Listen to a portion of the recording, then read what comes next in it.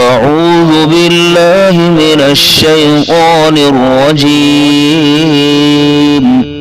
بسم الله الرحمن الرحيم.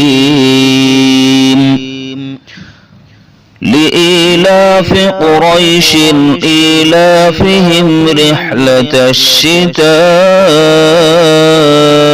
والصيف فليعبدوا رب هذا البيت الذي أطعمهم من جوع وآمنهم من خوف.